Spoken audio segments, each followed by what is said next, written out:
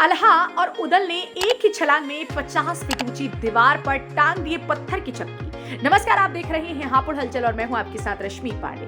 उत्तर प्रदेश का संभल अपनी सैकड़ों वर्ष प्राचीन ऐतिहासिक धरोहरों के लिए भी मशहूर है। संभल में आज भी ऐसी तमाम ऐतिहासिक धरोहर मौजूद हैं जो कि सैकड़ों वर्ष बाद आज भी लोगों के मन में कौतूहल पैदा करती है।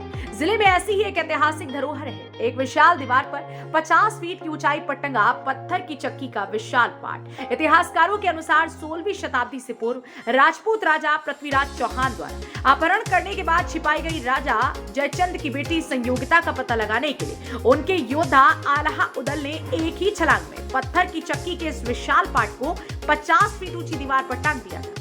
लेकिन अफसोस की बात यह है कि संभल में मौजूद ऐसी तमाम ऐतिहासिक धरोहर संरक्षण के अभाव में आज नष्ट होने की कगार पर है। संभल के मुख्य बाजार में खंडर में तब्दील हो चुके विशाल परकोटे भवन की दीवार पर लगभग 50 फीट से अधिक की ऊंचाई पर टंगे पत्थर की चक्की के पाट के संदर्भ में माना जाता है कि 16वीं शताब्दी से पूर्व संभल राजपूत राजा पृथ्वीराज चौहान की राजधानी था। अपने शासन के दौरान पृथ्वीराज चौहान ने राजा जयचंद्र की बेटी और अपनी प्रेमिका संयोगिता का अपहरण करने के बाद संयोगिता को इसी विशाल भवन की दूसरी मंजिल पर छिपा कर रखा था।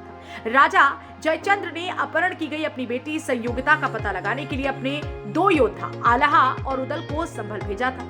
राजा जयचंद के ये दोनों योद्धा करतब दिखाने वाले नट के वेश में संभल पहुंचे थे।